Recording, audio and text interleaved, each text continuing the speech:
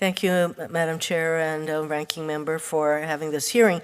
There's no question that the cost of housing is an issue throughout our country, and I am very well aware of how critical that is in Hawaii. In July, Hawaii Governor Josh Green issued an emergency proclamation on Hawaii's housing crisis.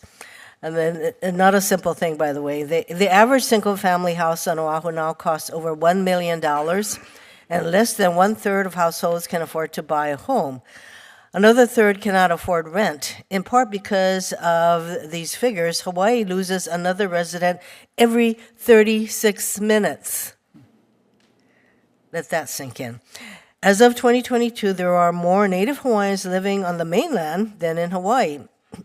All of that predates the fire that devastated Lahaina and destroyed 3,000 homes and apartments, many of which house working-class families.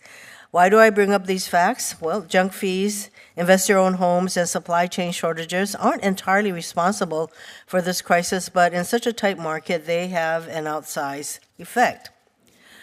For Professor Stuckey, this is the Antitrust Subcommittee, so I'm interested to know what can we do with our antitrust laws. I believe you mentioned some changes we could make to the FTC's ability to go after algorithmic collusion, but perhaps some Sherman Act changes could also be helpful. Can you just talk a little bit more about some of the kinds of antitrust changes that you mentioned? Sure, certainly. I outlined them at the end, and one thing is that, you know, the concern about junk fees, you have to ask yourself, why isn't competition addressing this? In fact, why are firms increasingly competing to find better ways to manipulate consumers? And this might happen in markets that aren't monopolistic or aren't having just a few competitors. So one area for competition authorities is to understand when competition isn't working, what are the assumptions underlying competition, and what is happening that is preventing competition from being a race to the top rather than a race to the bottom. So this happens not only with junk fees, it's also with drip pricing and the like. And the FTC can go after that as an unfair method of competition. They can provide the necessary guardrails. The other area is with respect to pricing algorithms. I mean, your principal weapon is going to be mergers to prevent markets from becoming highly concentrated, that this algorithm can occur. But the problem is that courts have drifted away and view themselves basically as fortune tellers that have to predict what will happen after the merger and expect the agencies to prove higher prices post-merger. And as an enforcer yourself of antitrust laws, you know how difficult that could be.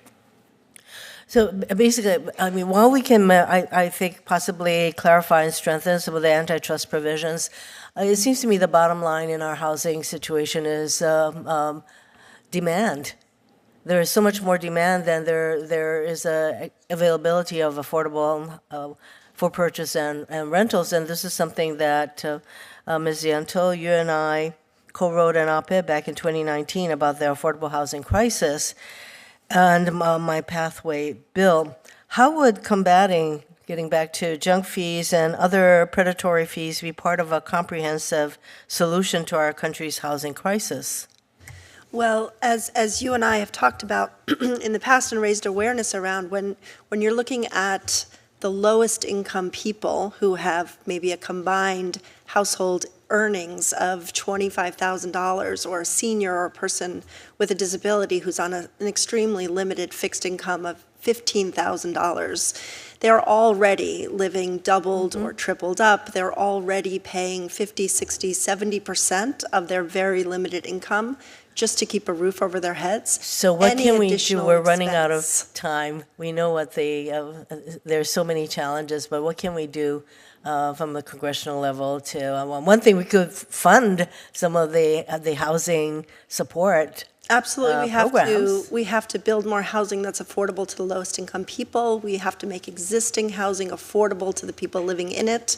With rental assistance, we need robust and enforced tenant protections. And when it comes to extra fees that landlords are paying, we need full transparency, and they need to be minimized to the number of fees that landlords can charge tenants, because every dollar adds up, and that's another bill that a tenant. I think there's a bill that puts the price at $25 more in these kinds of fees.